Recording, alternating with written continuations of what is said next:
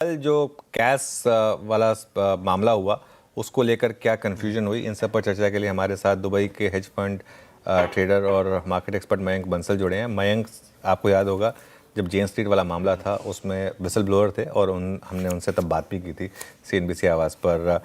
Mayank, good morning. Mayank, आप कैसे देख रहे हैं ये जो कल हुआ इसको, और अब रिटेल को क्या करना चाहिए? गुड मॉर्निंग अनुज जी। तो देखिए, कल कोई ग्लिच और ऐसी कोई चीज नहीं थी। ये सिंपली एक क्लोजिंग ऑक्शन था, और वो सही से प्ले आउट हुआ है। ऑब्वियसली उसके नतीजे काफी मतलब अनवेलकम रहे हैं, इन द सेंस कि क्योंकि हमारे क्लोजिंग ऑक्शन में लिक्विडिटी नहीं रहती है, तो वो जो क्लोजिंग ऑक्शन का प्राइस है वो निफ्टी के फेयर प्राइस, जो उसका एक्चुअल प्राइस है, उससे बहुत दूर आ सकता है। तो जैसे कल वो अब बहुत 220 पॉइंट ऊपर आ गया। अब क्या होगा कि निफ्टी का मार्क तो उधर हो जाएगा कल का क्लोज, बट आज वो गैप डाउन की तरह दिखेगा। वो तो वैसे यूएस मार्केट ओवरनाइट 1.5% ऊपर चला गया है, तो कम गैप डाउन दिखेगा। अगर वो नहीं होता तो और ज्यादा गैप डाउन दिखता। तो वो एक अनफेयर सा लेवल क्रिएट हो गया है। और ये होगा, मतलब क्लोजिंग ऑप्शन में अगर वॉल्यूम्स नहीं है, तो जो ऑर्डर मैचिंग का उसका मैकेनिज्म है वो वो कभी तो काफी ऊपर क्लोज कर देगा, कभी काफी नीचे क्लोज कर देगा। मतलब वो वॉलिटिलिटी क्रिएट करेगा।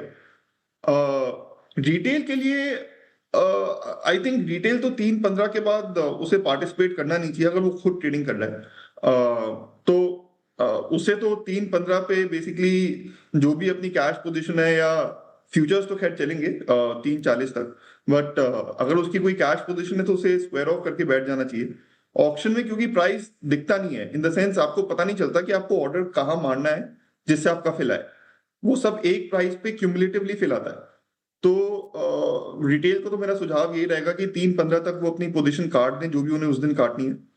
और अगर रिटेल से आपका मतलब है जो म्यूचुअल फंड के थ्रू अपने रिडेम्पशन विडेम्पशन या इन्वेस्टमेंट कर रहे हैं, तो उसमें पूरी दिक्कत होगी। क्योंकि अगर कोई लेट्स से इन्वेस्ट कर रहा है, तो अब क्या होगा कि उसका वो ऊपर के एनएवी पे इन्वेस्ट हो जाएगा, तो उसको एक तरह से नुकसान हो गया। जैसे कल 220 पॉइंट ऊपर क्लोज हुआ निफ्टी, उसके 3-15 के लेवल से, तो उसका वो 220 पॉइंट ऊपर इन्वेस्ट हो गया, तो उसका नुकसान हो गया।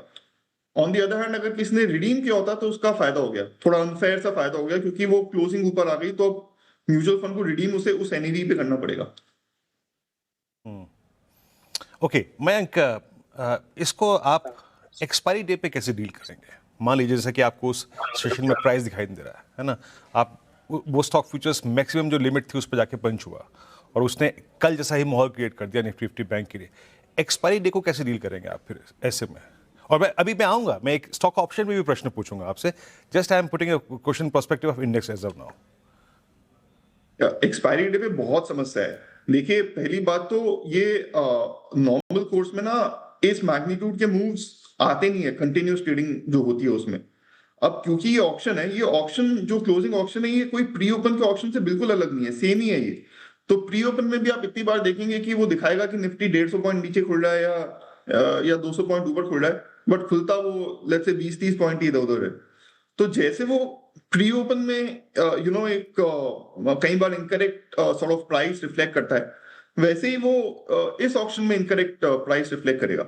और एक्सपायरी डे पे बहुत ही समस्या वाली बात है, क्योंकि उधर एक्सपायर हो जाएगा वो, मतलब उधर सारे डेरिवेटिव्स जो है वो उस प्राइस पे सेटल होंगे।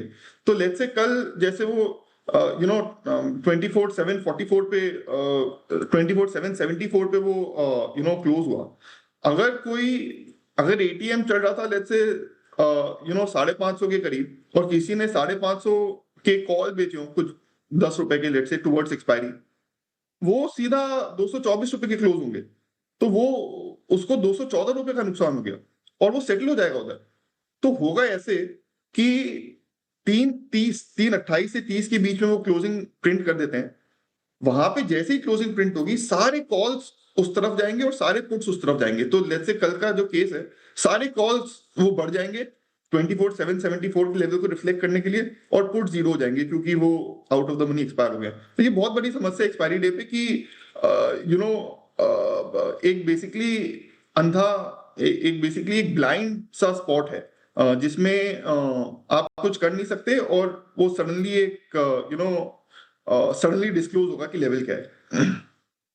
बहुत सही बात कही आपने मयंक। थोड़ा और डिटेल में आपके साथ कन्वर्सेशन करेंगे आज, लेकिन समय का अभाव है तो इसके लिए इसको यहीं रोकेंगे। लेकिन कुछ मतलब होपफुली आपके साथ एक लंबा शो करेंगे इस पर पूरे कैश कन्फ्यूजन को लेकर। लेकिन आज हमारे साथ जुड़ने के लिए मयंक आपका बहुत बहुत शुक्रिया। चलिए